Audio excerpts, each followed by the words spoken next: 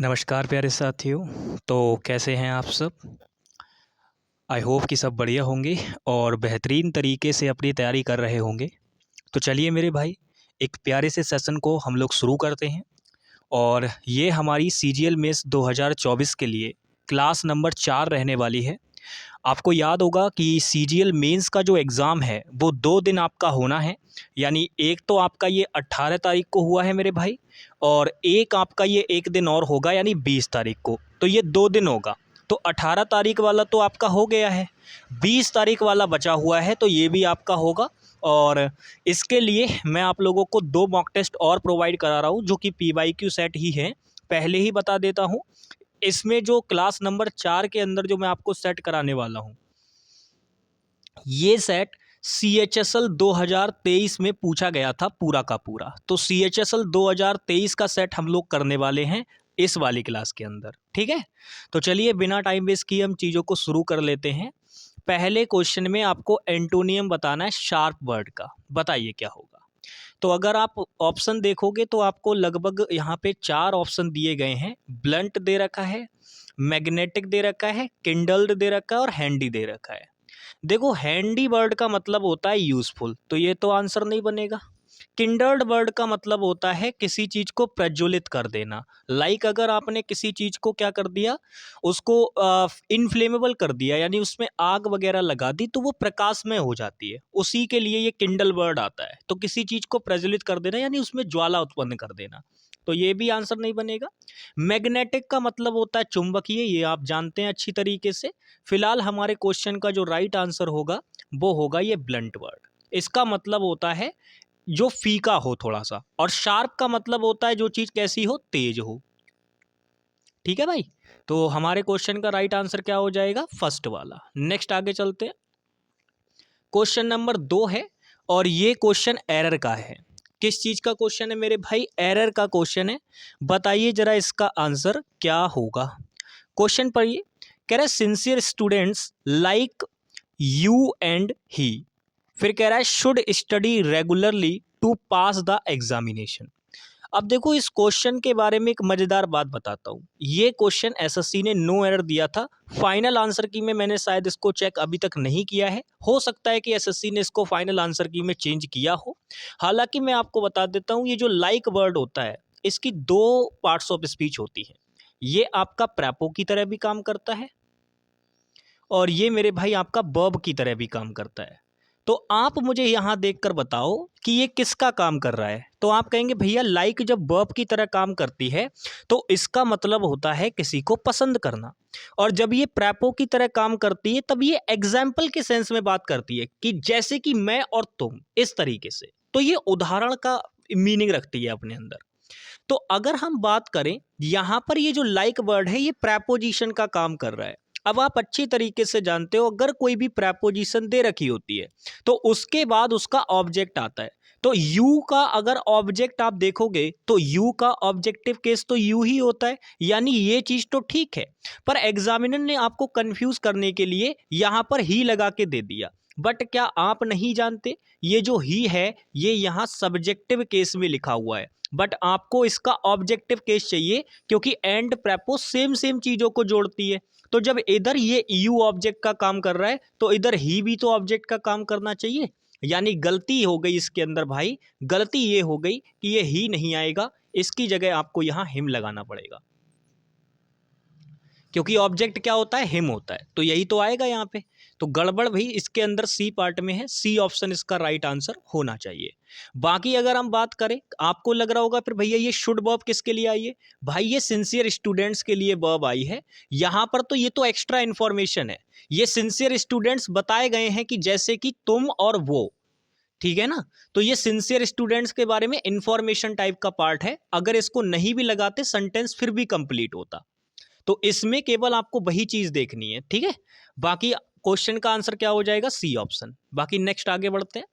ये रहा question number 3, जरा इसका आंसर बताओ क्या होगा।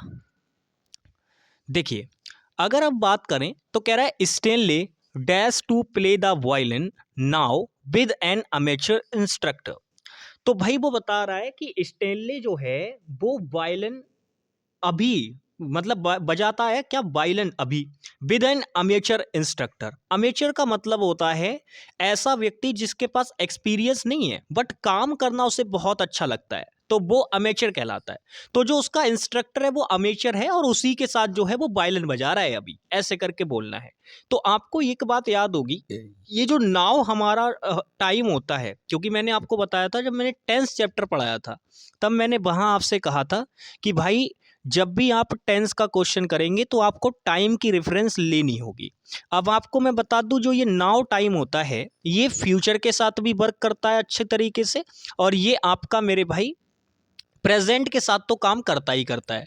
और प्रेजेंट के लिए तब आता है जब हम प्रेजेंट की किसी कॉन्टिन्यूस में किसी चीज़ को दिखाते हैं। मतलब प्रेजेंट में कोई चीज़ अगर हमें कॉन्टिन्यू दिखानी होती है तब हम वहाँ पे नाउ का यूज़ करते हैं, ठीक है। नाउ टाइम वहाँ पे दे रखा होता है। अब अगर आप नोटिस करोगे तो यहाँ पास्ट कॉन्टिन्यूस दे रखा है, नहीं आएगा। यहाँ हेड दे रखा है तो ये तो बिल्कुल भी नहीं आएगा।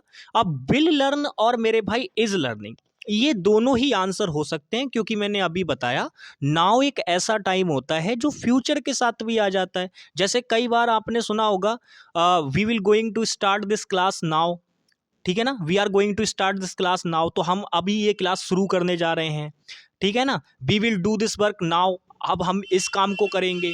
तो मतलब नाउ जो एक तरीके से आपका टाइम एक्सप्रेशन है वो फ्यूचर के साथ में भी आ जाता है। बट लेकिन जिस तरीके का इस सेंटेंस का कॉन्टेक्स्ट है, इस कॉन्टेक्स्ट में इस वाले को ज़्यादा प्रायोरिटी ना देकर आप प्रेजेंट वाले को ज़्यादा प्रायोरिटी पे रखेंगे तो ज़्यादा अच्छा रहेगा, ठीक है। इज लर्निंग, ठीक है ना।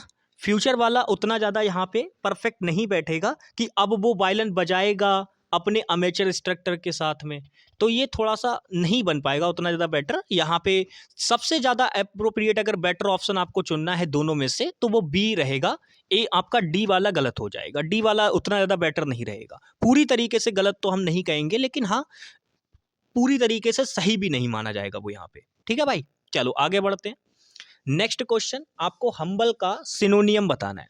देखो भाई, हम्बल का मतलब होता है उदार किस्म का व्यक्ति, यानी वो व्यक्ति जो लोगों के प्रति ना बहुत ज़्यादा उदारता का भाव रखता हो, बहुत ज़्यादा लोगों के प्रति समर्पित रहता हो, ऐसा व्यक्ति, ठीक है। लोगों की हर बात मान लेता हो, उस तरीके का व्यक्ति, तो वो हम्बल कहलाता है। अब उसका सिनोनियम पूछ रहा है, तो आप अगर देखोगे कीन का मतलब तो एंथुजियास्टिक होता है, यानी चीज़ को लेके क्यूरियोसिटी अगर किसी व्यक्ति के मन में, क्यूरियस है अगर कोई व्यक्ति, कीन है, ईगर है, तो ये सारी चीज़ें होती हैं। तो उत्सुकता के सेंस की बात नहीं हो रही है। ब्यूटीफुल सुंदर के सेंस में होता है, इसकी भी बात नहीं हो रही है। अम्यूजिंग का मतलब होता है कोई ऐसी चीज़ जो एकदम आपको बिल्कुल खुश कर दे अंदर से, फनी वगैरह जैसे बोलते हो आप, तो वो भी नहीं होगा। आंसर होगा आपका मॉडेस्ट। हम्बल का जो आपका सिनोनियम बनेगा वो मॉडेस्ट बनेगा, क्योंकि मॉडेस्ट का मतलब होता है थोड़ा सा शर्मीला टाइप का व्यक्ति, और ये आपका उदार या हम्बल विनम्र वगैरह सेंस में भी आ जाता है। डोसाइल वगैरह वर्ड भी आपने सुने होंगे इसके लिए, वो सारी चीज़ें, ठीक है भाई। चलिए नेक्स्ट आगे बढ़ते हैं। नेक्स्ट क्वेश्चन नंबर आपका ये है 5, और आपको यहाँ पे एरर का क्वेश्चन दे रखा है, बताइए क्या आंसर होगा। देखो क्वेश्चन पढ़ो, कह रहा है the committee requested the chief investigator to personally look after the matter. देखो अब आपको मैं एक मजेदार बात बताता हूँ। असल में एसएससी ने जिस तरीके से इस क्वेश्चन को पूछा था सीएचएसएल 2023 के मेंस में, मैंने वैसा ही पूरा का पूरा लिख रखा है। लेकिन आप इसमें अगर नोटिस करोगे तो इसके अंदर 2 पार्ट में एरर बनने के चांसेस हैं। अगर आप एक तरीके से जो आपकी जर्नल इंग्लिश है, जो फॉर्मल इंग्लिश होती है, अगर आप उसको फॉलो करते हो, कैसे, मैं आपको इसके दोनों एरर बताता हूँ। आप ये बात अच्छी तरीके से जानते हो कि जो टू प्लस वर्ब की फर्स्ट फॉर्म होती है ये आपका फुल इन्फिनेटिव होता है, और इसके मैंने आपको बताया था लैला मजनू कॉन्सेप्ट, जिसमें मैं हमेशा कहता हूं कि ये लैला है और ये मजनू है, इन दोनों को कभी भी आप अलग नहीं कर सकते। तो भाई इनके बीच में आप किसी भी प्रकार की एडवर्ब नहीं लगाएंगे। अगर ऐसा कर देंगे तो ये चीज़ क्या हो जाएगी, स्प्लिट हो जाएगी। और मैंने आपको सीधे सीधे बताया हुआ है कि इन्फिनेटिव को अलग नहीं किया जाता है, ये कॉन्सेप्ट करके भी मैंने बताया हुआ है। इसको मैं लैला मजनू कॉन्सेप्ट से याद कराता हूं आपको। तो आप जानते हैं ना कि इन्फिनेटिव को अलग नहीं किया जाता, कहीं बीच में एडवर्ब लगा के इन्फिनेटिव को स्प्लिट कर दो तो वो गलत हो जाता है। बट लेकिन यहां पर एसएससी ने इसको सही माना है भाई। अब आप देखो ना, ये टू दे रखा है और ये वर्ब की फर्स्ट फॉर्म दे रखी है और बीच में लगा दी पर्सनली एडवर्ब, तो यार ये इन्फिनेटिव तो स्प्लिट हो गया। तो एक गलती तो ये बन रही है कायदे में यहाँ पे।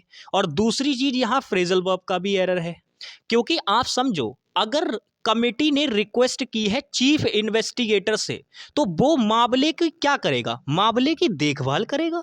भाई आपकी फ्रेजल वर्ब होती है दो, एक तो होती है लुक आफ्टर और एक होती है मेरे भाई लुक इनटू। दो फ्रेजल वर्ब होती हैं। लुक आफ्टर का मतलब होता है किसी चीज की टेक केयर करना, ध्यान से मेरी बात समझना। लुक आफ्टर का मतलब होता है किसी चीज की टेक केयर करना, यानी किसी चीज की देखभाल करना, ठीक है। और लुक इनटू का मतलब होता है किसी चीज को इन्वेस्टिगेट करना, इन्वेस्टिगेट करना, ठीक है, इन्वेस्टिगेट करना। तो यहां पर फ्रेजल वर्ब का भी एरर है। तो दो दो चीजें इसमें गलत कर रखी हैं, लेकिन एसएससी ने जो एरर माना था वो मैं अगर आपको बताऊं तो मेरे भाई एसएससी ने जो एरर माना था वो आपका ये फ्रेजल वर्ब वाला माना था, यानी यहां आफ्टर गलत है। आफ्टर की जगह आप इनटू लगा दो, आपका ठीक हो जाएगा। यानी ए वाले पार्ट में एसएससी ने एरर माना था, लेकिन मेरे अकॉर्डिंग इसमें सी वाले पार्ट में भी गलती मानी जाएगी। लेकिन हाँ भाई एक बात ये भी समझ लो कि भाई जो इनफॉर्मल वे में इंग्लिश चलती है आपकी, यानी मॉडर्न इंग्लिश में इस चीज़ को भाई बहुत सारी चीज़ें ऐसी हैं जहां मॉडर्न इंग्लिश में इन चीज़ों को सही भी मान लिया जाता है। बट भाई एसएससी कब क्या कर दे कुछ नहीं पता है किसी को भी। फिलहाल इसका दोनों ही जगह पे एरर तगड़ा था, इसी वजह से अगर बात करें तो ये क्वेश्चन शायद मेरे ख्याल से इसको जो फाइनल आंसर की आई होगी उसमें जरूर इसको चेक किया गया होगा, या हो सकता है एसएससी ने भाई ऐसा ही किया हो। इस चीज को अगर देखा जाए तो मॉडर्न इंग्लिश में इसको भाई कोई गलत नहीं मानेगा, मॉडर्न इंग्लिश में नहीं मानते इसको गलत कि इन्फिनेटिव स्प्लिट नहीं हो सकता, वो कहते हैं हो सकता है। तो अगर मॉडर्न इंग्लिश के अकॉर्डिंग एसएससी चल रही है तो भाई फिर तो कोई बात ही नहीं है, लेकिन वैसे ये चीज़ गलत है क्योंकि हम आपको कॉन्सेप्ट के थ्रू पढ़ाते हैं इस चीज़ को, ठीक है।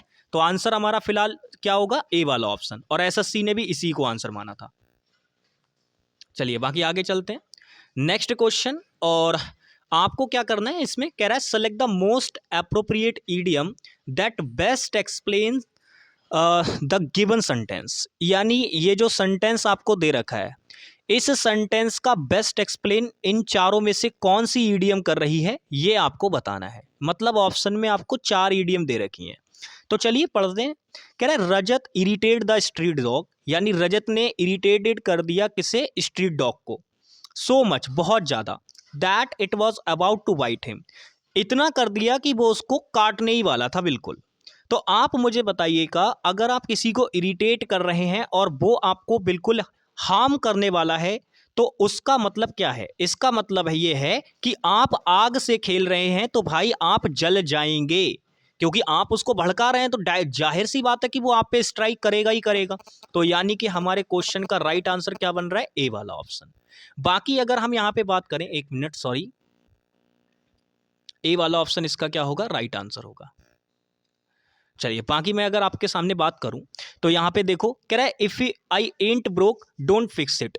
भाई अगर कोई चीज़ टूटी हुई नहीं है तो उसको ठीक करने का कोई मतलब नहीं है। कई बार ऐसा होता है ना, चीज़ें खराब नहीं होती फिर भी ठीक करने की कोशिश करते हो आप, तो वो चीज़ नहीं होगी। यहाँ पे कह रहा है if you can't beat them join them, मतलब अगर आप किसी को हरा नहीं सकते तो उनमें शामिल हो जाइए, कोई मतलब नहीं है इस बात का भी, ये भी यहाँ पे नहीं बन रहा।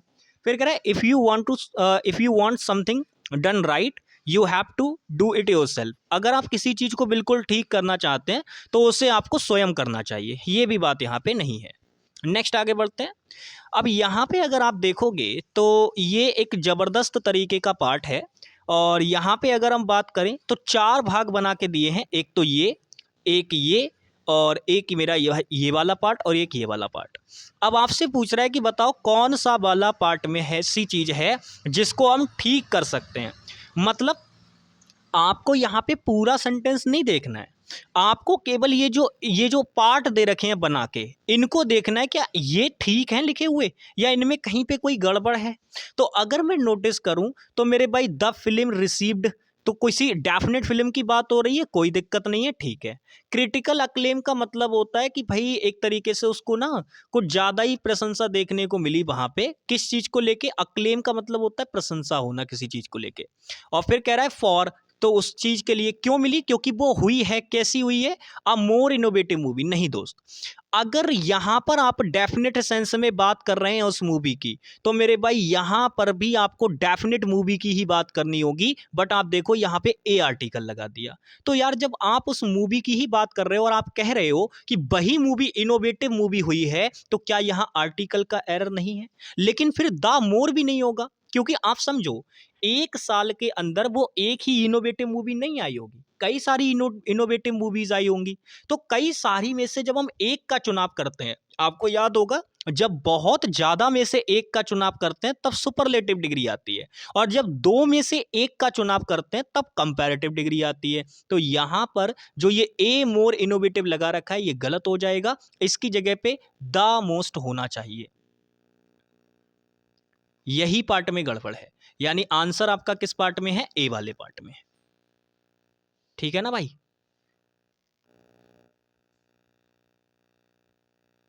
समझ पा रहे हो भाई? इसका जो आंसर बनेगा वो ये बनेगा। ठीक है, और बाकी देखो भाई एसएससी इसको इस तरीके से सुधारने की कोशिश कर रही है, वो कह रही है एन इनोवेटिव मूवी कर दो। तो भाई एसएससी पता नहीं किस एंगल से इसको सुधारने की कोशिश कर रही है, बट ठीक है, अगर वो एन इनोवेटिव करना चाह रही है तब भी यही चीज गलत हो जाएगी। लेकिन आप एक बात बताओ, फिर तो वो ये मोर को गायब कर रही है ना यहां से, मोर इनोवेटिव। ठीक है ना? चलिए, तो यहां पे ये चीज ठीक है भाई, कोई दिक्कत नहीं है। ठीक है, फिलहाल गड़बड़ जो है वो असल में इसी पार्ट के अंदर है, बाकी और कोई पार्ट गड़बड़ लायक नहीं है, बाकी सारी चीजें ठीक हैं इसके अंदर। नेक्स्ट आगे बढ़ते हैं। पैसिव वॉइस बतानी है इस क्वेश्चन की, क्वेश्चन नंबर 8 है, पैसिव वॉइस आपको बतानी है। तो सबसे पहले मैंने आपसे कहा था एक्टिव पैसिव का क्वेश्चन आए या डायरेक्ट इनडायरेक्ट का क्वेश्चन आए, विद इन सेकेंड आपको आंसर लगाना होता है। अब आप इसके लिए केवल वर्ब वाले पार्ट को पकड़िएगा, आपको answer most of the case में देखने को मिल जाएगा। भाई अगर मैं देखूं तो सेकंड फॉर्म ऑफ वर्ब दे रखी है, यानी मुझे चाहिए पास्ट इंडेफिनिट का पैसिव वॉइस, यानी वॉज या वर प्लस थर्ड फॉर्म। यहाँ बीइंग लगा रखी है, कॉन्टिन्यूअस का पैसिव है। यहाँ आईएनजी फॉर्म लगा रखी है, मेन वर्ब में नहीं बन सकता पैसिव। यहाँ हैड लगा रखा है, पैसिव नहीं बन सकता। हमें ये देना चाहिए था, हमें ये चाहिए था, तो वो केवल केवल किस में दे रखा है, फर्स्ट ऑप्शन में। हमें वॉज या वर प्लस थर्ड फॉर्म में से कोई एक चाहिए था ना, तो वो किस में दे रखा है, हमें केवल केवल फर्स्ट ऑप्शन में। चलिए नेक्स्ट आगे बढ़ते हैं।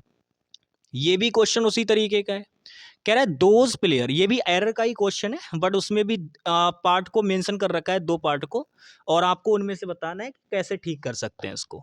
तो क्वेश्चन पढ़िए, कह रहा है those players who choose not to play in the league were banned from playing in an world cup. देखो वर्ल्ड कप की अगर हम बात करें, अगर आप नोटिस करोगे तो जो लीग होती है वो भी एक स्पेशल लीग होती है, तो उसके लिए द आर्टिकल लगा रखा है, बिल्कुल ठीक बात है। ऐसे ही अगर हम बात करें तो मेरे भाई वर्ल्ड कप भी एक ऐसा इवेंट होता है जो कि अपने आप में डेफिनेट इवेंट होता है। ऐसा थोड़ी ना कि साल में 10-15 वर्ल्ड कप हो रहे हैं, एक फिक्स इवेंट होता है वो। तो इस वाले पार्ट में तो ठीक है चीजें, इसमें कोई गड़बड़ नहीं है। गड़बड़ जो है वो यहाँ पे है, ये एन आर्टिकल नहीं आएगा, इसकी जगह द आर्टिकल लगाएंगे तब ज्यादा बेटर होगा। तो यहाँ पे आंसर क्या आएगा, डी वाला ऑप्शन। आगे चलते हैं भाई, ये रहा क्वेश्चन नंबर 10, और ये वाला क्वेश्चन तो इतना इजी है कि कुछ पूछो मत। क्वेश्चन फिर से वही है, स्पॉटिंग एरर का, लेकिन इसमें भी पूरा चेक नहीं करना, इसमें भी आपको मेरे भाई यही पार्ट चेक करने हैं जो आपको यहाँ पे दे रखे हैं। अब आप मुझे बताइएगा कि कौन सा आंसर आएगा। देखो कई सारे बच्चे हो सकता है कि यहाँ पे माइग्रेशन को माइग्रेट समझ रहे हो कि भाई माइग्रेट कर दिया जाए, तो गलत हो जाएगा। माइग्रेशन अपने आप में डायरेक्ट भी आ सकता है, कोई दिक्कत वाली बात नहीं है, क्योंकि ये टू प्रेपोजिशन है और प्रेपो के बाद उसका ऑब्जेक्ट आता है। अब माइग्रेशन अपने आप में नाउन है, तो ऑब्जेक्ट का काम नाउन प्रोनाउन ही तो करते हैं, तो ये आ सकता है, ठीक है, कोई दिक्कत वाली बात नहीं है। बट आप इसमें देखोगे ना तो एक बिल्कुल बच्चों वाली गलती है, पता है क्या? आप जानते हैं लॉ होता है सिंगुलर, इसका प्लूरल होता है लॉज। अब आप मुझे बताइएगा, आप ए और एन आर्टिकल किसके साथ लगाते हैं? तो आप कहेंगे भैया जी ए और एन आर्टिकल जो लगाया जाता है वो हमेशा सिंगुलर काउंटेबल नाउन के लिए लगाया जाता है, सिंगुलर काउंटेबल नाउन के लिए। बट यहाँ पर आप नोटिस करोगे लॉज के लिए लगाया हुआ है, तो भाई अगर आपने प्लूरल के लिए लगा दिया ए तो वो तो गलत हो जाएगा ना। तो यही गलती यहाँ करके दे रखी है, आप नोटिस करो, ये लॉज अपने आप में क्या दे रखा है, ये लॉज अपने आप में क्या दे रखा है, एक आपका प्लूरल नाउन दे रखा है। तो यहाँ पर ये जो ए आर्टिकल लगा रखा है वो इसके लिए आएगा क्या? तो आप कहेंगे भैया जी बिल्कुल नहीं आएगा, यानी गड़बड़ जो है वो ए वाले पार्ट में। और इसमें ए की जगह कौन सा आर्टिकल लगा देंगे, द आर्टिकल लगा देंगे, चीज़ें ठीक हो जाएंगी। चलिए नेक्स्ट चलते हैं। यहाँ पर फिर से वही ईडियम वाला क्वेश्चन आ गया है, यानी इसमें आपको क्या करना है, एप्रोप्रिएट ईडियम को सेलेक्ट करना है जो कि दिए गए सेंटेंस का सही मीनिंग बता रही हो। तो क्वेश्चन पढ़िए, कह रहा है I was unable to solve the geometry question myself, so I have asked my teacher to help me out. भाई मैं ज्योमेट्री का क्वेश्चन सॉल्व करने के योग्य नहीं था खुद से, तो मैंने टीचर से हेल्प के लिए कह दिया, पूछ लिया हेल्प के लिए कि क्या वो मेरी मदद करेंगे इस चीज़ को लेके। तो चलिए अब हम बात करते हैं। कह रहा है you can't always get what you want. भाई तुम हमेशा वो चीज़ नहीं पा सकते जो तुम्हें चाहिए हो, तो ऐसी तो बात इसके अंदर नहीं आ रही है नज़र। आगे देखो, कह रहा है two wrongs don't make a right, मतलब दो गलत मिलके एक सही नहीं बना सकते, बिल्कुल ठीक बात है, लेकिन यहाँ पे ये भी मतलब नहीं है यहाँ पे। फिर कह रहा है two heads are better than one, यानी एक से भले दो वाली बात है, तो बिल्कुल ठीक बात है। मान लो अगर दो लोग हैं तो अगर एक व्यक्ति प्रॉब्लम को सॉल्व नहीं कर पा रहा है तो हो सकता है कि दूसरा व्यक्ति प्रॉब्लम को सॉल्व कर दे। तो यानी कि हमारे क्वेश्चन का जो राइट आंसर होगा वो सी वाला ऑप्शन होगा। यही वाली ईडियम है जो ठीक मीनिंग बना रही है। ठीक है, चलिए नेक्स्ट आगे बढ़ते हैं। ये बढ़िया वर्ड है आपका, बताइए जरा। Question number 12 one word substitution का क्वेश्चन है, आंसर कीजिए। कह रहा है the inability to obtain adequate sleep, यानी अगर कोई व्यक्ति जो पर्याप्त नींद नहीं ले पा रहा है, यानी उसको ठीक से नींद नहीं आती है, तो उस बीमारी को क्या कहा जाता है, उस इनएबिलिटी को क्या कहा जाता है, उस अक्षमता को क्या कहा जाएगा। देखो अगर हम बात करें उस अक्षमता के अंदर, अगर आप देखोगे तो यहाँ पे स्लीप से रिलेटेड बात हो रही है, और मैंने आपको रूट वर्ड सिखा रखे हैं। मैंने कहा था जब भी स्लीप से रिलेटेड बात होगी तो उसके अंदर सोमनम रूट वर्ड जरूर इंक्लूड होगा, सोमनम रूट वर्ड जरूर इंक्लूड होगा। तो आप मुझे बताइए ऐसा कौन सा वर्ड है जिसके अंदर सोमना रूट वर्ड इंक्लूड है, बताओ जरा। तो आप कहेंगे भैया जी केवल एक ही वर्ड है जहां पे सोमना रूट वर्ड इंक्लूड है, ये रहा। तो ए वाला ऑप्शन हमारा क्या हो जाएगा, राइट आंसर। इंसोम्निया एक बीमारी होती है जिसका मतलब होता है कि व्यक्ति को ना चीजें एक तरीके से वो ठीक से सो नहीं पाता है। और एक और भी होती है मेरे भाई, अमनेशिया एक बीमारी होती है, उसका मतलब होता है कि व्यक्ति को चीजें याद नहीं रहती हैं, वो भुलक्कड़ टाइप का हो जाता है। अब हम बात करते हैं मिथोमेनिया। तो देखो मिथ रूट वर्ड होता है झूठ के लिए, तो अगर किसी व्यक्ति को झूठ बोलने की सनक होती है, देखो मैनिया रूट वर्ड अगर मैं आपको बताऊं तो मैंने आपको बताया था मैनिया रूट वर्ड जो होता है ये सनक के लिए आता है, यानी अगर आपको किसी चीज की सनक है तो उसके लिए जो आता है। जैसे क्लेप्टोमेनिया क्या होता है, क्लेप्टोमेनिया होता है चोरी करने की सनक। ऐसे ही मिथोमेनिया होता है झूठ बोलने की सनक, क्योंकि मिथ रूट वर्ड का मतलब होता है झूठ। ऐसे ही एंड्रोमेनिया का मतलब होता है, एंड्रोमेनिया का मतलब होता है, ये जो वर्ड है ना ये स्पेशली जो एक तरीके से वुमेन वगैरह होती हैं उनके लिए यूज होता है एंड्रोमेनिया वर्ड। एंड्रोमेनिया वर्ड का मतलब होता है, एंड्रो रूट वर्ड आता है बेसिकली लोगों के लिए, जो पर्सन होते हैं यानी कि लोग होते हैं उनके लिए ये वर्ड आता है, और खासकर जो एक तरीके से मेल लोग होते हैं उनके लिए। तो जब किसी औरत को बहुत ज़्यादा मर्दों के साथ रहने की वो हो जाती है तो उसको एंड्रोमेनिया कहा जाता है, यानी बहुत सारे लोगों के साथ एक तरीके से लोगों की सनक आप इसको कह सकते हो। तो लोगों की सनक जो होती है उसको एंड्रोमेनिया कहा जाता है। और पायरोमेनिया, जो भाई पायरो रूट वर्ड होता है आग के लिए, तो किसी को अगर जहां तहां आग लगाने की सनक है तो वो पायरोमेनिया हो जाएगा। ठीक है भाई, फिलहाल हमारे क्वेश्चन का राइट आंसर क्या हो गया, इंसोम्निया। इंसोम्निया हमारे क्वेश्चन का राइट आंसर हो गया। ठीक है, बाकी सारे वर्ड्स में अगर आपको रूट वर्ड अगर अच्छे से आते हैं तो भाई आसानी से आप कर ले जाओगे। मैंने सारे रूट वर्ड के मीनिंग बता दिए, मिथ का भी, यहाँ पे एंड्रो का भी, पायरो का भी और मैनिया का भी, सारे रूट वर्ड मैंने आपको बता दिए। नेक्स्ट आगे चलते हैं। यहाँ पे आपसे क्वेश्चन कह रहा है चूज द अप्रोप्रिएट ऑप्शन, यानी आपको यहाँ पे एक चार ऑप्शन आपको दे रखे हैं, ब्लैंक में आपको इन चारों में से एक चुनना है। अगर आप नोटिस करोगे तो ये क्वेश्चन वोकैबुलरी बेस्ड नहीं है, फिलर का क्वेश्चन है लेकिन ग्रामर बेस्ड है। तो कैसे करेंगे इस क्वेश्चन को, कह रहे neither of the biscuit you gave me dash chocolate chips. तो अब आप मुझे बताइएगा, बिस्किट्स में से कोई भी नहीं जो तुमने मुझे दिया, ठीक है, उस वो चॉकलेट चिप्स वाला था। मतलब तुमने मुझे जो दिया उसमें से कोई भी बिस्किट ऐसा नहीं था जो चॉकलेट चिप वाला हो, तो उसके अंदर चॉकलेट थी ही नहीं। तो ऐसे करके बोलना चाह रहा है, तो आप मुझे बताओ कौन सा वर्ड आएगा। सबसे पहले मैं आपको बता दूं, ये यू गेव मी जो है ये अपने आप में एक अलग क्लाउज है, और यहां पे इसको इसीलिए मेरे भाई यहां पे पता है क्या किया गया है। आपको लग रहा है कि भैया जी जब ये एक क्लाउज अलग है और ये वाली क्लाउज अलग बन रही है, तो ऐसा क्यों नहीं है कि इसको जोड़ने के लिए यहां कोई कंजंक्शन या कॉमा क्यों नहीं लगाया गया। तो मेरे दोस्त मैं आपको बता दूं, असल में यहां पे जीरो रिलेटिव प्रोनाउन कॉन्सेप्ट लगता है। जब आपका सब्जेक्ट वगैरह एक और दे रखा हो आपको, और आप एक बात कर रहे हो, उसी के अंदर आप दूसरी क्लाउज इंक्लूड कर रहे हो, फिर आगे आप उसको कंटिन्यू करें, तो ऐसे केस में हमें दोबारा से प्रोनाउन वो एक तरीके से कंजंक्शन लगाने की आवश्यकता ही नहीं पड़ती है। और ये जीरो रिलेटिव प्रोनाउन कॉन्सेप्ट होता है, इसके अंदर सारे के सारे जो प्रोनाउन यूज किए जाते हैं वो अपने आप में मेरे भाई रिलेटिव प्रोनाउन होते हैं। तो यहाँ पे अगर आपको लगाना होता तो आप दैट रिलेटिव प्रोनाउन लगा रहे होते, क्योंकि आप डेफिनेट बिस्किट की बात कर रहे हैं, तो यहाँ पे आप दैट रिलेटिव प्रोनाउन लगाते। बट लेकिन यहाँ पे नहीं लगाया है, उसको स्किप कर दिया गया है, तो कोई दिक्कत नहीं है। फिलहाल आप इसको जब ठीक करेंगे तो आप अच्छी तरीके से जानते हैं ये तो अलग चीज हो गई, तो इसका मतलब अभी नहीं है। आपको जो यहाँ वर्ब लगानी है वो केवल इतने के अकॉर्डिंग लगानी है। अब आप अगर नोटिस करोगे तो यहाँ पे नाइदर आपका जो है, ये नीदर बोलो या नाइदर बोलो भाई, एक बार प्रोनाउंसिएशन को लेके लोचा हो गया था भाई। हम इसको नाइदर पढ़ रहे थे, और हमारी टंग में है भाई, हिंदी मीडियम वाले हैं क्या ही कर सकते हैं, टंग में था हमारी, तो हम तो इसको नाइदर ही पढ़ते थे।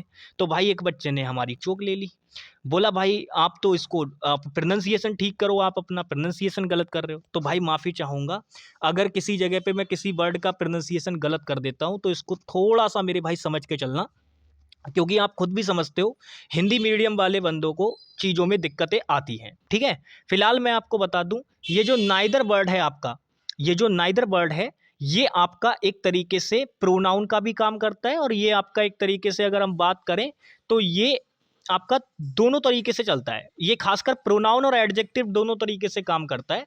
फिलहाल यहाँ पर ये प्रोनाउन का काम कर रहा है, तो अगर हम इसकी बात करें तो जब ये प्रोनाउन का काम कर रहा है तो जाहिर सी बात है ये जो यहाँ पे आपने लगा रखा है द बिस्किट, क्योंकि ये सिंगुलर की तरह करते हैं, नाइदर और आइदर आपका सिंगुलर ही होता है हमेशा। तो जब ये प्रोनाउन का काम कर रहे हैं, चूंकि सब्जेक्ट बन रहे हैं स्टेटमेंट का, तो ये सिंगुलर है। और अगर ये सिंगुलर है तो आप इतना अच्छी तरीके से जानते हैं कि जब ये आपका, सॉरी ये बार बार इस पर टच हो जाता है यार, यहाँ पे देखो ये सिंगुलर है आपका प्रोनाउन, तो अगर ये सिंगुलर है तो यहाँ पे जो वर्ब आएगी वो भी तो इसी के अकॉर्डिंग आएगी, क्योंकि सब्जेक्ट भी है ये।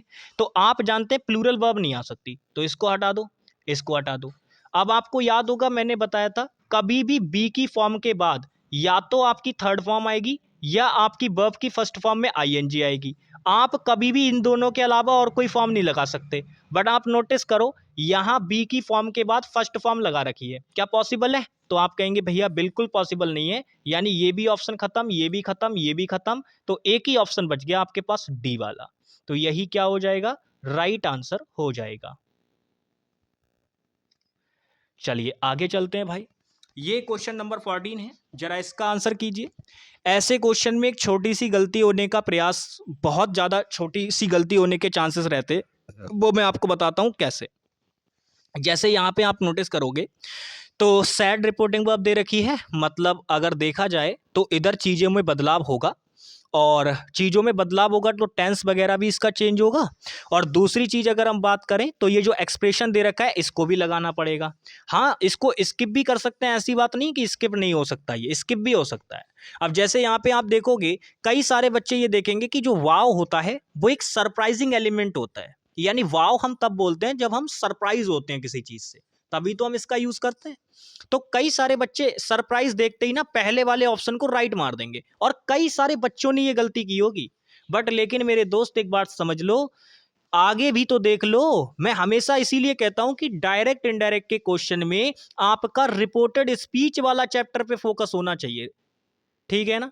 रिपोर्टेड स्पीच वाले चैप्टर पे यानी पार्ट पे आपका ज्यादा फोकस होना चाहिए। समझ में आई बात? तो यहां पर अगर हम बात करें, ये क्वेश्चन थोड़ा सा मुझे ऐसा लग रहा है जैसे यहां पे यहाँ पे ये आधा तो टाइप नहीं हुआ है, मुझे ऐसा लग रहा है कि ये आधा टाइप हुआ है यहाँ पे। एक बार मैं चेक कर लेता हूँ इसको। मुझे ऐसा लग रहा है जैसे इसके अंदर कुछ स्किप हो गया है। अच्छा ठीक है, इतना ही है। हाँ, तो देखो ये अब अगर आप देखोगे तो जब इसको आप देखोगे तो इसको बताओगे भाई इसमें यहाँ पे वॉज मस्ट भी नहीं होगा, ये प्रेजेंट में उस टाइम पे उसने बात कही होगी, तो अब ये पास्ट में चली जाएगी। तो यहाँ पे इसको पास्ट में लेके जाओगे तो पता है ये क्या हो जाएगा, it was a beautiful house बोलना पड़ेगा आपको। तो अगर आप नोटिस करोगे दैट इट वॉज अ बोलेंगे बिल्कुल मेरे भाई, बट लेकिन सोरो दुख की बात तो हो ही नहीं रही, वो तो वाव बोल रहा है, टोल्ड लगा नहीं सकते। तो अपने क्वेश्चन का राइट आंसर जो बनेगा वो ये बी वाला पार्ट बनेगा। बी वाला ऑप्शन अपने क्वेश्चन का क्या होगा, राइट आंसर। ठीक है ना। इस क्वेश्चन में गलती होने के चांसेस बस यही थे कि कोई बच्चा इसका क्या कर सकता था, डायरेक्ट सरप्राइज देख के पहला वाला ऑप्शन लगा सकता था जल्दबाजी में, तो वो चीज गलत हो जाएगी। चलिए बाकी नेक्स्ट आगे बढ़ते हैं हम लोग भाई। नेक्स्ट हम लोग आगे बढ़ते हैं। चलिए तो इस क्वेश्चन को देखिए, ये वाला जो क्वेश्चन है ये स्पॉटिंग एरर का क्वेश्चन है, लेकिन अगर आप इसमें देखोगे ध्यान से तो इस क्वेश्चन के अंदर कुछ गलतियां दे रखी हैं। बस आपको उन्हीं ऑप्शन को, उस ऑप्शन को चुनना है जिसमें कोई गलती नहीं है, सारा कुछ ठीक दे रखा है। तो आपको याद होगा मैंने आपको एडजेक्टिव चैप्टर में ये चीज़ पढ़ाई थी, दो पेयर आपके बनते हैं, एक तो सो डॉट डॉट एज और एक एज डॉट डॉट एज। और फिर मैंने आपको ये बात भी बताई थी कि इनके बीच में जो आप एडजेक्टिव रखते हो वो पॉजिटिव डिग्री में रखा जाता है। कौन सी डिग्री में, पॉजिटिव डिग्री में। लेकिन दोनों ही स्ट्रक्चर की अपनी अपनी खासियत होती है। ये सो डॉट डॉट एज वाला जो स्ट्रक्चर होता है ये हमेशा निगेटिव स्टेटमेंट के लिए आता है, यानी जब आप निगेटिव में बात कर रहे होंगे तभी आप सो डॉट डॉट एज वाले स्ट्रक्चर का यूज करेंगे। अदरवाइज मेरे भाई जो आपको यूज करना होगा, दोनों के लिए अगर आप यूज करना है तो आप पॉजिटिव और नेगेटिव स्टेटमेंट के लिए दोनों के लिए एज डॉट डॉट एज वाला स्ट्रक्चर यूज करते हो। लेकिन अगर केवल नेगेटिव स्टेटमेंट है तो वहां आप मेरे भाई सो डॉट डॉट एज वाला स्ट्रक्चर ही लगा पाएंगे। समझ में आ गई बात। यानी सो डॉट डॉट एज वाला जो स्ट्रक्चर है वो तभी लगता है जब निगेटिव स्टेटमेंट होती है। बाकी एज डॉट डॉट एज वाला आप दोनों के लिए लगा सकते हो। तो यहां पर आप मुझे बताओ ये जो स्टेटमेंट है ये कैसी है, तो आप कहेंगे भैया जी ये तो पॉजिटिव स्टेटमेंट है। कह रहा है this lesser known heritage building is so beautiful as the Red Fort, तो ये तो पॉजिटिव स्टेटमेंट है ना। तो यहाँ पे सो डॉट डॉट एज वाला स्ट्रक्चर नहीं आएगा। यानी अब गलती पकड़ो जरा, यहाँ पे एज डॉट डॉट एज वाला स्ट्रक्चर नहीं बन रहा, यानी ये ऑप्शन आंसर नहीं होगा। यहाँ पर देखोगे तो देन लगा दिया, यानी कंपैरेटिव डिग्री लगा दी, कोई मतलब नहीं है। यहाँ पे अगर आप देखोगे तो ये चीज ठीक है, बन सकता है, एज डॉट डॉट एज दे रखा है, यहाँ पर भी एज डॉट डॉट एज दे रखा है, बन सकता है। लेकिन अब आप देखो दो ऑप्शन आपके सही होने की कगार पे हैं, एक तो सी और एक डी। लेकिन दोनों के बीच में एक छोटा सा डिफरेंस है। वो डिफरेंस ये है कि आप अगर देखोगे तो यहां पर जो आपको जानकारी दी गई है, यहां सी वाले ऑप्शन में उस जानकारी को नहीं दिया गया है।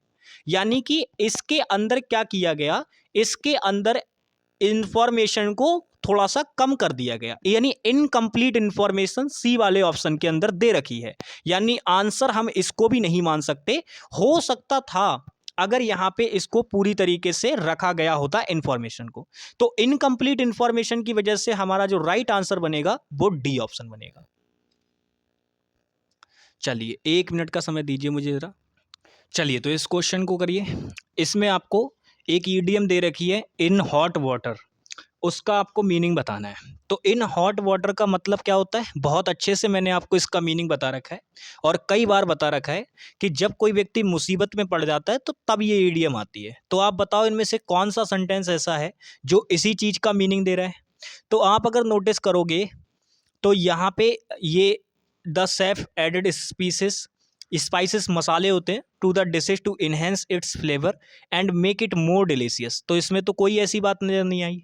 फिर कह रहा है the company faced challenges due to the economic downturn, यानी जो एक तरीके से अर्थशास्त्र में जो एक तरीके से वहाँ पे इकोनॉमिक जो दिक्कतें आई वहाँ पे उन चीज़ को कंपनी ने उस वजह से चुनौतियाँ फेस की, लेकिन वो मैनेज कर पाई और उससे बाहर आ गई। तो भाई अगर आप बाहर आ गए मुसीबत से तब इन हॉट वाटर का तो कोई मतलब ही नहीं है, तो ये तो गलत हो गया भाई। लेकिन कई सारे बच्चे ना फेस चैलेंज देख के ही आंसर लगा देंगे 1 मिनट में, तो भाई वो गलती नहीं करनी, एक बार स्टेटमेंट को पूरा पढ़ लेना है। तो ये तो नहीं बनेगा। अब यहाँ पे देखो कह रहा है after accidentally breaking the value vase Sara found herself in trouble with her parents. तो बिल्कुल मेरे भाई सीधे सीधे हमें ऑप्शन मिल गया। इन हॉट वाटर का मतलब होता है इन ट्रबल। तो कहाँ पे नजर आ रहा है? केवल केवल सी वाले ऑप्शन में। तो सी वाला ऑप्शन हमारे क्वेश्चन का क्या होगा? राइट आंसर होगा। ठीक है। बाकी यहाँ पे कह रहा है the children enjoy playing in the swimming pool on a hot summer day. तो ये चीज नहीं होगी भाई। नेक्स्ट बढ़ते हैं आगे। क्वेश्चन नंबर 17 है। आपको यहाँ पे इसका एक तरीके से बताना है वन वर्ड सब्स्टिट्यूशन। तो बताइए क्या होगा?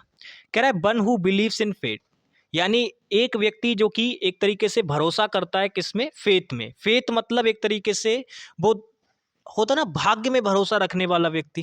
तो उसी के लिए पूछ रहा है कि हम क्या कहेंगे। तो देखो सुपरस्टिशियस जो होता है ये वो व्यक्ति होता है जो अपने आप को बहुत ही ना ऊपर लेवल का मानता है, मतलब एक तरीके से पाखंडी टाइप का व्यक्ति, दिखावा वगैरह करने वाला। और एटलीस्ट ये क्या करता है? लोगों में उन चीज़ों में भरोसा रखता है जो चीज़ें होती नहीं है, यानी थोड़ा सा ऊपरी लेवल का होता है ये व्यक्ति। सुपरस्टिशियस, घमंडी भी बोलते हैं इसको। तो ये तो नहीं बनेगा। अच्छा, फ्लर्ट का मतलब होता है किसी के साथ एक तरीके से होता है ना, जब हम किसी को इंप्रेस करने की कोशिश कर रहे होते हैं तो वो चीज़ें हो जाती हैं, कोई मतलब नहीं है। फैटलिस्ट आपका एकदम राइट आंसर हो जाएगा सी वाला ऑप्शन, फैटलिस्ट। ठीक है, सी ऑप्शन इसका राइट आंसर होगा। बाकी अगर हम बात करें, फैटल जो वर्ड होता है ये बना फैटल से ही है, फेट से ही बना है, लेकिन फैटल का जो मीनिंग होता है वो डिफरेंट सेंस में होता है। यानी फैटल का मतलब होता है घातक, यानी अगर कोई चीज़ डेंजरस है तो उसके लिए ये वर्ड आता है आपका। तो थोड़ा सा डिफरेंस क्लियर रखना। चलिए नेक्स्ट बात करते हैं। एक्टिव पैसिव का क्वेश्चन है। क्वेश्चन बड़ा है लेकिन आंसर बहुत आसानी से कर दोगे। कैसे? देखो, सबसे पहले ये देखो इसके अंदर कुड मॉडल वर्ब है, तो पैसिव के अंदर भी कुड मॉडल वर्ब होनी चाहिए। यहां नहीं दे रखी, हटा दो। दूसरी चीज आप देखो कि इसके अंदर परफेक्ट टेंस है, तो आंसर में बीन होना ही होना चाहिए। क्या यहां दे रखा है? नहीं दे रखा। क्या यहां दे रखा है? नहीं दे रखा। केवल यहां दे रखा है, यानी आंसर सी ऑप्शन है। सिंपल, बस केवल दो चीजें चेक की और हमारा आंसर मिल गया। केवल दो चीजें चेक की और हमारा आंसर मिल गया। ठीक है ना?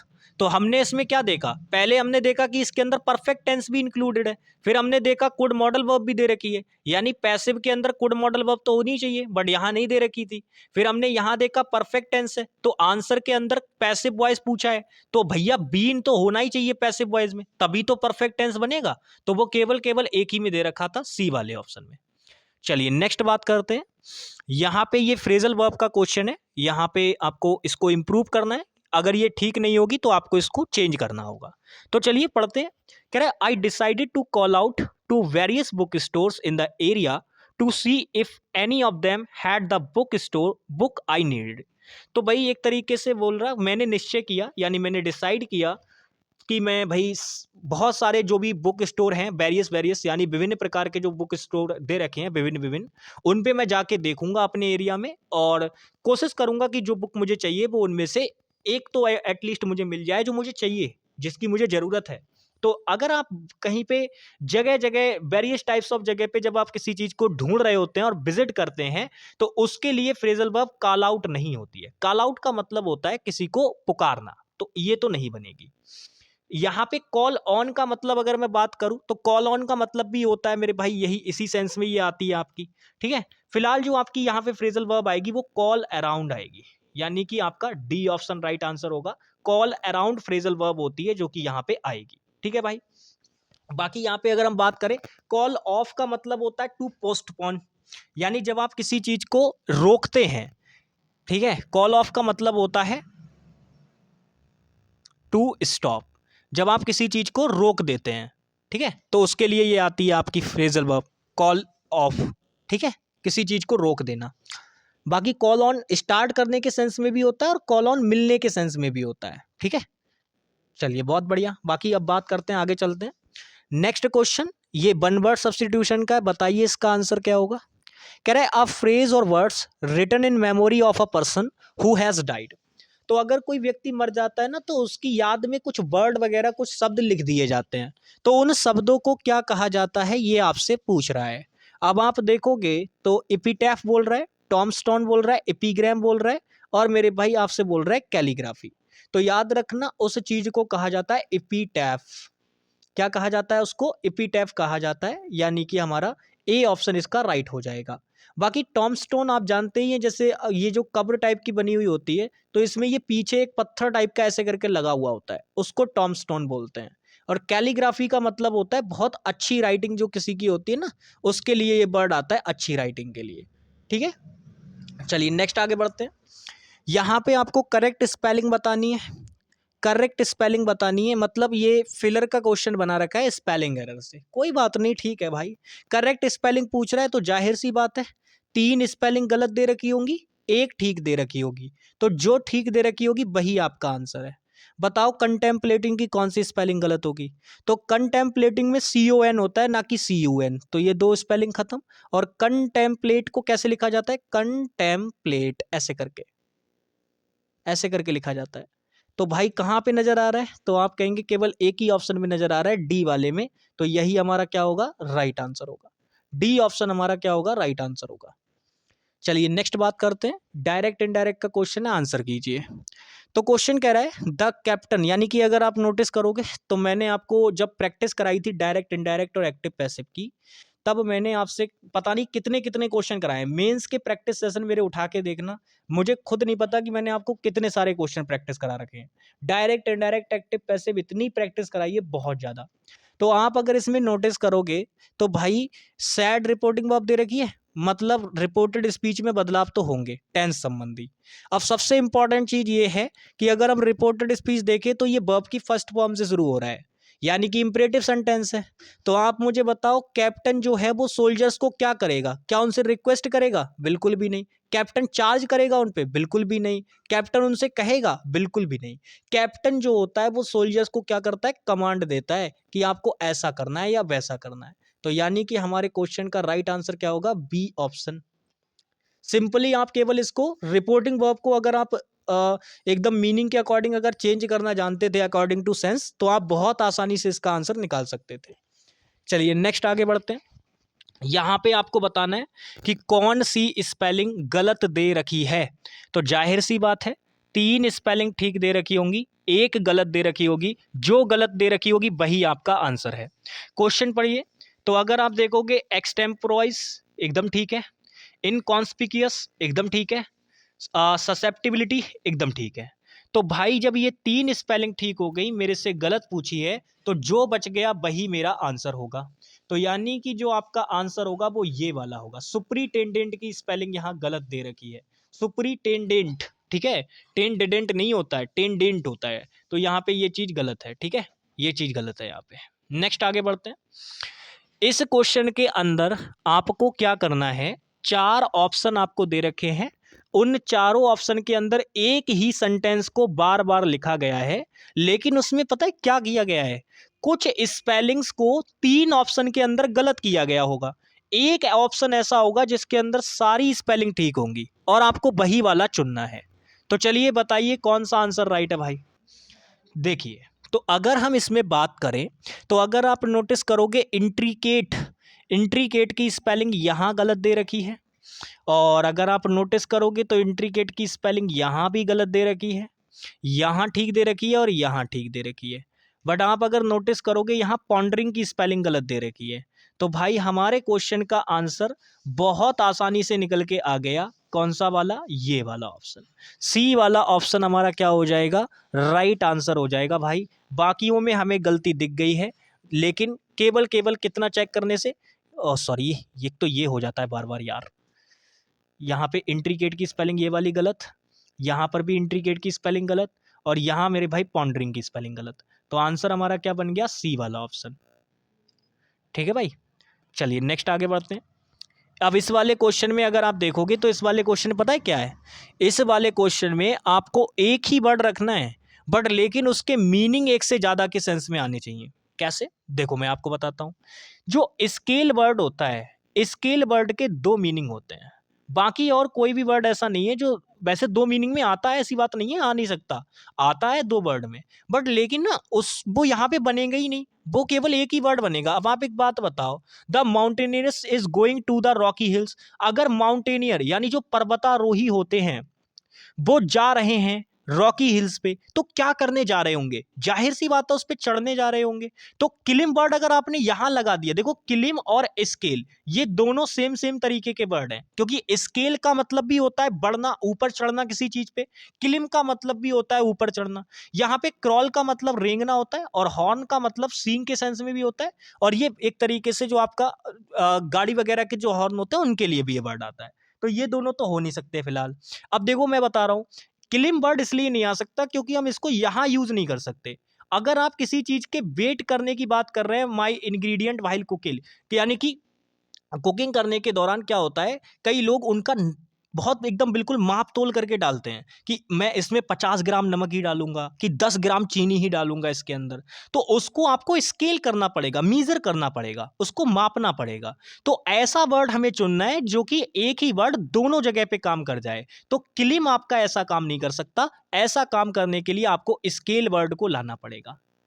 ठीक है, तो इसीलिए हमारे क्वेश्चन का आंसर क्या होगा? ए वाला ऑप्शन। चलिए नेक्स्ट बात करते हैं। यहां पे अगर आप नोटिस करोगे तो एग्जामिनर ने आपको सीधा हिंट दी है, आपको पूरा क्वेश्चन चेक नहीं करना है। देखो क्वेश्चन क्या कह रहा है, कह रहा है select the option that will improve the given sentence by using the most appropriate pronoun. यानी आपको एप्रोप्रिएट प्रोनाउन यूज करना है। अब आप ये देखो प्रोनाउन दे कहां कहां रखे हैं, तो आप अगर इसमें नोटिस करोगे तो केवल एक ही जगह है जहां प्रोनाउन यूज किया गया है, वो है ये हूम। तो क्या ये ठीक है? तो आप कहेंगे भैया जी देखो, ये इज है यानी वर्ब दे रखी है, ये यहाँ पे इसका ऑब्जेक्ट दे रखा है। ध्यान से देखो, ये यहाँ पे अगर आप नोटिस करोगे तो ये आपको एक तरीके से वर्ब दे रखी है इज, और ये उसका ऑब्जेक्ट दे रखा है। और यहाँ पर जो ये आएगा वो जाहिर सी बात है वर्ब का सब्जेक्ट ही आएगा, क्योंकि वर्ब का ऑब्जेक्ट हो या ना हो उसका सब्जेक्ट होना बहुत जरूरी है। तो इसका मतलब ये जो हुम रिलेटिव प्रोनाउन आप लगाए हुए हैं भाई, ये तो गलत हो गया। ये देखो बिल्कुल उसी तरीके का क्वेश्चन है जैसा पीछे था। अब आप अगर देखेंगे तो यहाँ पे कह रहा है Pradeep that is a teacher. अब यहाँ आप इसको ड्रॉप ही नहीं कर सकते, यहाँ आप ड्रॉप नहीं कर सकते। फिलहाल यहाँ पे एक टीचर यानी कि एक व्यक्ति की बात हो रही है, तो हम दैट को लगाना प्रेफर नहीं करेंगे। हम यहाँ पे हुज, क्योंकि पोजीशन की भी बात नहीं हो रही है तो ये भी नहीं आएगा। विच चीजों के लिए होता है ये भी नहीं आएगा, यानी सीधे सीधे पर्सन की बात हो रही है, तो हम यहाँ को हु को प्रायोरिटी पे रखेंगे। यानी हमारे क्वेश्चन का जो राइट आंसर आएगा वो ये सी वाला ऑप्शन होगा। ठीक है ना, सी वाला ऑप्शन हमारा क्या होगा? राइट आंसर होगा। बाकी नेक्स्ट आगे बढ़ते हैं। ये क्वेश्चन नंबर 27 है, और ये भी बिल्कुल उसी तरीके का क्वेश्चन है मेरे भाई, सेम उसी तरीके का क्वेश्चन है। क्वेश्चन पढ़ो। यहाँ पे टेंस की फॉर्म लगानी है, यानी टेंस चैप्टर से क्वेश्चन है सीधे सीधे आपके लिए। अब क्वेश्चन पढ़ो। कई सारे बच्चे देखेंगे कि भैया जी यहाँ तो नेक्स्ट मंथ की बात हो रही है। अब नेक्स्ट मंथ तो फ्यूचर का टाइम है, अगले महीने। तो आपको एक बात याद होनी चाहिए कि फ्यूचर के टाइम को दिखाने के लिए हम लोग फ्यूचर के टेंस तो यूज करते ही करते हैं, लेकिन इसके लिए आप प्रेजेंट के टेंस भी यूज कर सकते हैं। कैसे? आपको याद होगा, जब एकदम फिक्स्ड एक्शन होती है, फ्यूचर की कोई ऐसी एक्शन जो कि फिक्स्ड एक्शन होती है, जिसके होने के चांसेस 99% होते हैं, तो उनको दिखाने के लिए हम प्रेजेंट इंडेफिनिट का यूज करते हैं कि नहीं। और अगर कोई चीज एक्शन अनफिक्स्ड है यानी फिक्स्ड नहीं है, नॉन फिक्स्ड एक्शन है, तो उसको दिखाने के लिए हम लोग फ्यूचर इंडेफिनिट का यूज करते हैं। आया याद?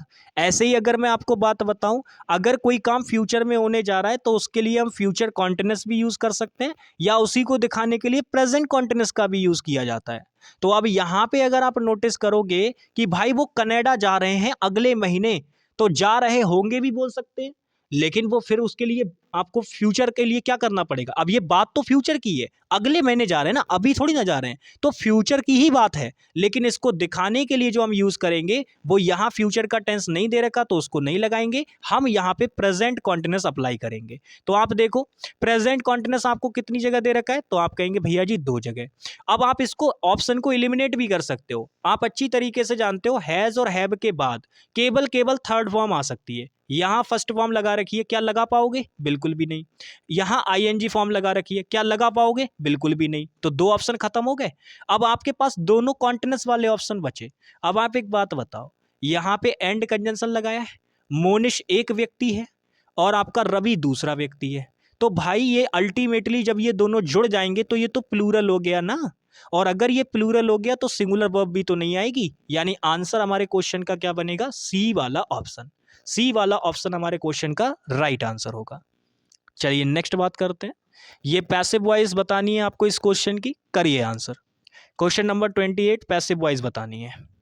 तो आप अगर नोटिस करेंगे तो यहाँ पे आईएनजी फॉर्म दिखाई दे रही है मुझे, और अगर पैसिव में मुझे कॉन्टिन्यूस चाहिए तो मुझे बीइंग दिखाई देना चाहिए। क्या यहाँ दे रहा है? नहीं। क्या यहाँ दिखाई दे रहा है? बिल्कुल भी नहीं। क्या यहाँ दिखाई दे रहा है? बिल्कुल भी नहीं। केवल एक ही ऑप्शन के अंदर मुझे बीइंग नजर आ रहा है, मतलब यही मेरा आंसर है। इसीलिए तो मैंने आपको सीधे सीधे आइडेंटिफिकेशन सिखाई है चीजों की। जैसे अगर आपको कभी भी पैसिव वॉइस के अंदर परफेक्ट चाहिए होगा, कौन सी वर्ब दिखाई देगी? बीन दिखाई देगी। और अगर आपको कॉन्टिन्यूस चाहिए होगा तब कौन सी वर्ब दिखाई देनी चाहिए? बीइंग दिखाई देनी चाहिए। बीइंग, बीइंग, समझ पा रहे हो? तो यहां पे हमें कॉन्टिन्यूस ही तो चाहिए था, तो बीइंग देखो इसी ऑप्शन के अंदर दिख रही है, तो यही राइट हो जाएगा। चलिए अब हम लोग चलते हैं क्लोज टेस्ट पे। अब हमारे सामने एक क्लोज टेस्ट आ चुका है, छोटा सा क्लोज टेस्ट है, ज़्यादा बड़ा नहीं है। क्वेश्चन पढ़िए। तो पहले मैं इसको एक बार पढ़ लेता हूँ, फिर हम इसको जो है अच्छी तरीके से करेंगे। आपको वही 4 स्टेप अप्लाई करनी है, 1 2 3 4 जो मैंने आपको सिखा रखी है। ठीक है, चलिए तो शुरू करते हैं। कह रहा है girls have been the dash of many crimes in India for years. फिर कह रहा है the most fearful crime was female foeticide in which girls were killed in the dash of mothers after sex determination through ultrasound. फिर कह रहा है save the girl child has been launched by the government to end gender selective abortion of family foetus as well as other crimes that dash दे रखा है फिर the girl child।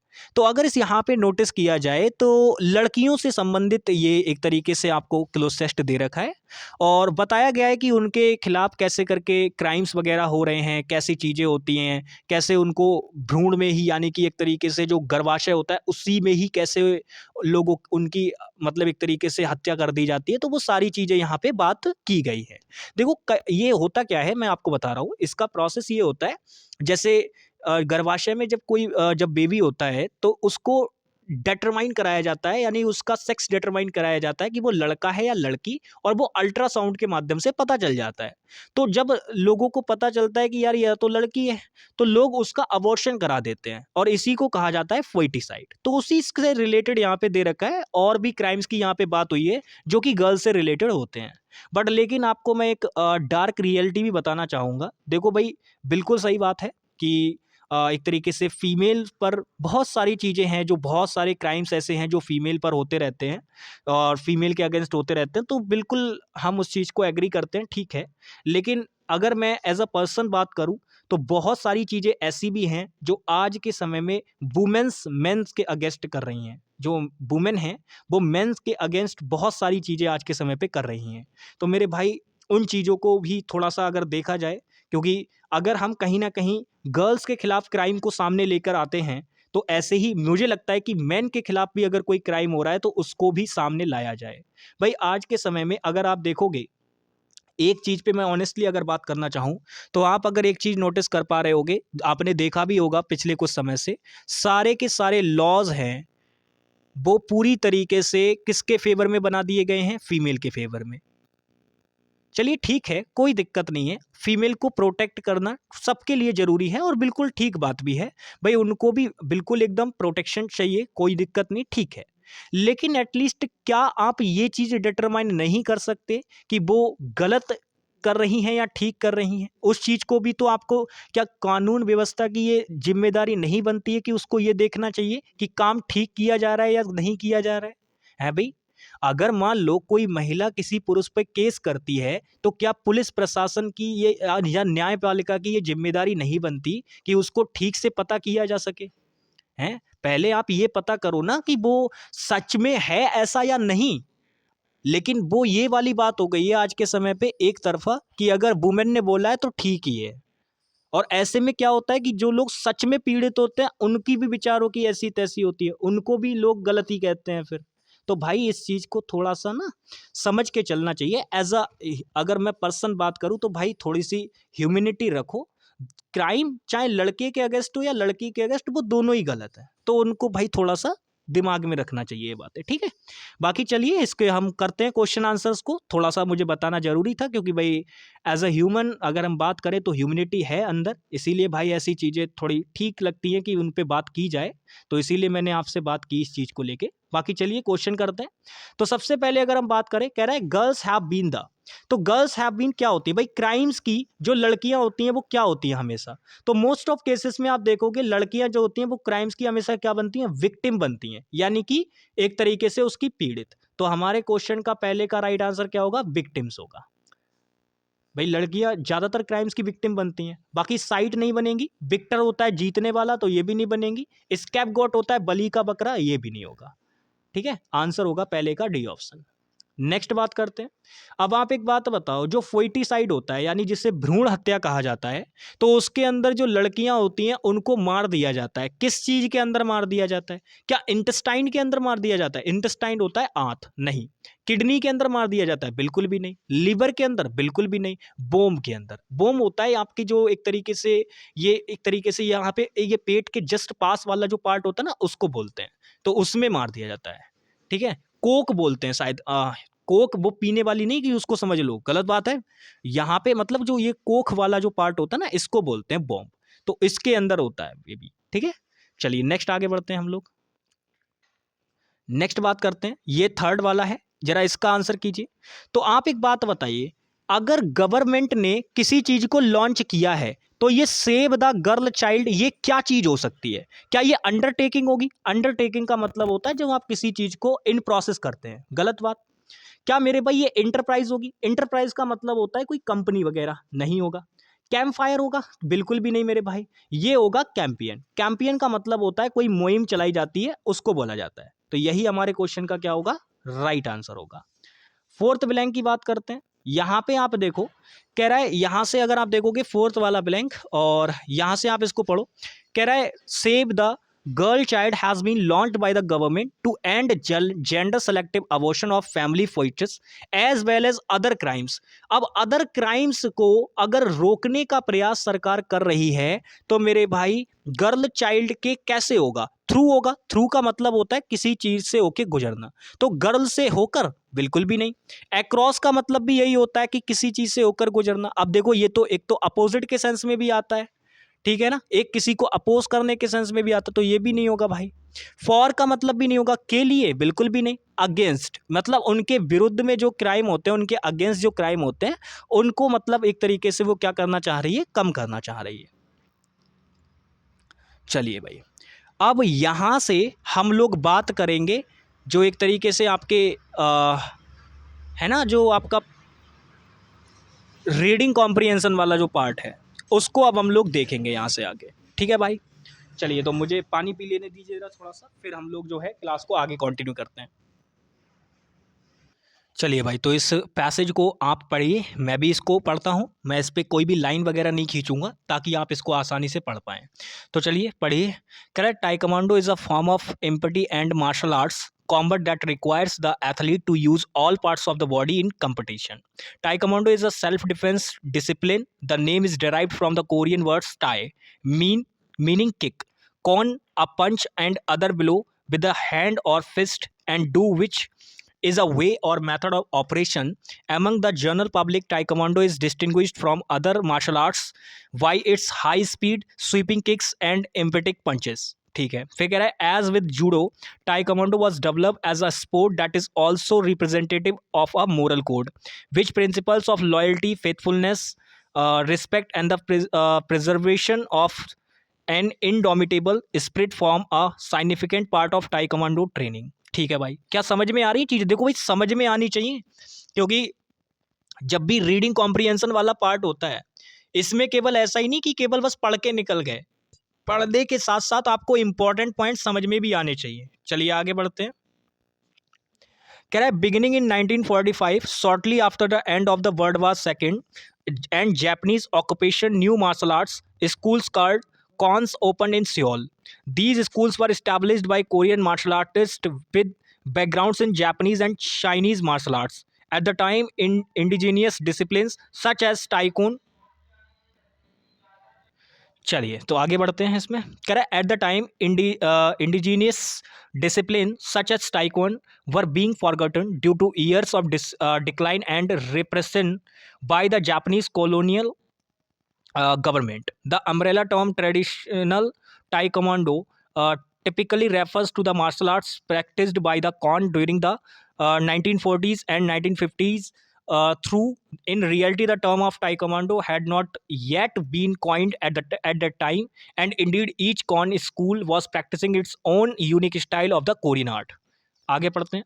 तो यहाँ पे अगर आप नोटिस करोगे तो ये जो पूरा पैसेज था इसके अंदर टाई कमांडो जो आपकी मार्शल आर्ट्स होती है उसके बारे में बात की गई है। सारी चीज़ें उसके बारे में बताई गई हैं कि टाई कमांडो कहाँ से आया, टाई कमांडो शब्द जो था वर्ड कैसे बना, कहाँ कहाँ से उसको लिया गया, कहाँ पे उसके स्कूल खोले गए, कब क्या चीज़ें थी, क्या होता है इसके अंदर, इसके प्रिंसिपल्स क्या होते हैं, ये मोरल है, क्या सारी चीज़ें वो इसके अंदर बात की गई है।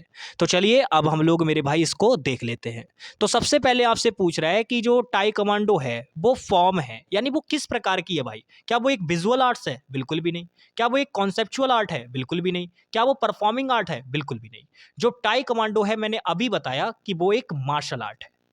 ठीक है, मार्शल आर्ट का मतलब होता है एक तरीके से लड़ने के तरीके सिखाना, लाइक जैसे कैसे आपको अपने पैरों को यूज करना है फाइट के दौरान, कैसे आपको अपने पंचेस का यूज करना है, वो सारी चीजें सिखाई जाती है। चलिए नेक्स्ट बात करते हैं। यहां पे आपको सिनोनियम बताना है रिप्रेजेंटेटिव वर्ड का। देखो रिप्रेजेंटेटिव का मतलब होता है जब आप किसी चीज को एक तरीके से बताते हैं कि हाँ हम इस चीज के बारे में बात करने आए हैं, यानी हम इस चीज की तरफ से हैं। तो रिप्रेजेंट का मतलब होता है यानी किसी चीज को बताना कि हम इस चीज की तरफ से हैं, तो उसको रिप्रेजेंट करना कहा जाता है। ठीक है ना, यानी किसी चीज के बारे में आप बताने के लिए आए हैं। बाकी अगर हम बात करें तो इसके आपको काफ़ी सारे वर्ड्स दे रखे हैं, जैसे टिपिकल दे रखा है, अनयूजुअल दे रखा है, थियोरेटिकल दे रखा है। तो इनमें से कौन सा वर्ड आएगा भाई, ये आपसे पूछ रहा है। ठीक है, तो याद रखना जो रिप्रेजेंटेटिव होता है इसका मतलब होता है कि किसी चीज के बारे में बात करना, यानी टिपिकल हमारे इस क्वेश्चन का क्या होगा, राइट आंसर होगा। बाकी अनयूजुअल का मतलब होता है असामान्य चीजें, और यहाँ पे थियोरेटिकल का मतलब होता है वो चीजें जिनके अंदर बस थ्योरी हो, यानी कि केवल बातें हो बस केवल। ठीक है, वो चीज होती है। फिर एक बात बताओ, यहाँ पे कह रहा है which of the not of principle of tie commando, यानी इन सभी में से ऐसा कौन सा चीज है जो कि टाई कमांडो का प्रिंसिपल नहीं है। तो हमने इसको पढ़ा था तो उसके अंदर फेथफुलनेस देखने को मिला था, लॉयल्टी भी देखने को मिली थी, और इनडोमिटेबल स्पिरिट भी देखने को मिली थी। यानी एक ऐसी ऊर्जा आपके अंदर होगी जो आप इनडोमिटेबल होगी, यानी आपको कोई उस ऊर्जा को कोई दबा नहीं सकता, उसको हरा नहीं सकता। जब आप टाई कमांडो पूरी तरीके से सीखे हुए होते हैं तब आप किसी से डरते वगैरह नहीं है। तो यहाँ पे केवल एक ही चीज है जो टाई कमांडो का प्रिंसिपल नहीं होती है, वो होती है डिसरिस्पेक्ट। यानी टाई कमांडो अगर आप जानते हैं तो ये किसी को डिसरिस्पेक्ट करने की इजाजत नहीं देता, ये इसका मोरल प्रिंसिपल होता है। टाई कमांडो का मतलब आप देखना कभी भी टाई कमांडो जब आप देखोगे ना परफॉर्म करते हुए दो लोगों को, जब दो लोग उसको कर रहे होंगे, टाई कमांडो कर रहे होंगे, तो आप देखना लड़ाई शुरू होने से पहले वो दोनों एक दूसरे को नमस्ते करते हैं। आपने देखा होगा झुक के प्रणाम करते हैं एक दूसरे को। ठीक है ना, तो वो टाई कमांडो का प्रिंसिपल होता है। बाकी हम बात करते हैं नेक्स्ट, एंटोनियम बताना है आपको इनडोमिटेबल का। तो मैंने अभी बताया इनडोमिटेबल का मतलब होता है ऐसी चीज जिसको हराया नहीं जा सकता। इनडोमिटेबल का मतलब होता है अजय, कोई हरा नहीं सकता उसको। तो अब उसका एंटोनियम पूछ रहा है, तो भाई अनस्टॉपेबल का मतलब होता है जो कभी रोका नहीं जा सकता, उसको कोई रोक ही नहीं सकता। तो भाई जीत कैसे पाओगे जब रोक ही नहीं सकते उसको। तो इनविंसिबल का मतलब भी होता है अजय, यानी उसको कोई नहीं हरा सकता। स्ट्रांग का मतलब भी होता है मजबूत। अब भाई कोई व्यक्ति मजबूत है, ताकतवर है, तो उसको हरा सकते हो क्या? बिल्कुल भी नहीं। यानी आंसर इसका होगा सबमिसिव। सबमिसिव का मतलब एक तरीके से वो व्यक्ति होता है जो अपनी हार मान लेता है और आपकी ऑर्डर वगैरह का पालन करने लगता है, और ऑर्डर वगैरह मानने लगता है, ओबीडियंट वगैरह जिसे आप कहते हो, वो सारी चीजें। चलिए नेक्स्ट बात करते हैं हम लोग। ये दूसरा आपका पैसेज है, चलिए इसको पढ़िए मेरे साथ, शुरू करते हैं। 1 2 3 पढ़िए। Environmental or genetic influences antisocial conduct of a human being, which has an impact on behavior, such as conduct disorder. In a recent study conducted, young people with conduct disorder had their brains examined along with controls that were healthy and did not have that disease. फिर कह रहा है the thickness of various region of the cortex and the brain's outer layer was measured using the scanned image. It was demonstrated in the study that conduct disorder is a psychiatric condition rather than adolescent disobedience. Awareness, perception, attention, memory and language are all impacted by the cortex. ठीक है भाई, तो यहाँ पे cortex वगैरह ये सारी की सारी माइंड से रिलेटेड चीज़ें हैं। उन्हीं की बात कर रहे हैं यहाँ पे। तो चलिए आगे बढ़ते हैं हम लोग। फिर कह रहा है the finding of study were unexpected, the demonstrated distinct disparities between adolescent whose behavioral issues begin in adolescence and those whose issues begin earlier in life. Although both groups were different from healthy controls, it was discovered that distinct regions of the cortex in the teenager who had experienced early onset behavioral issues were thicker in comparison to the healthy participant.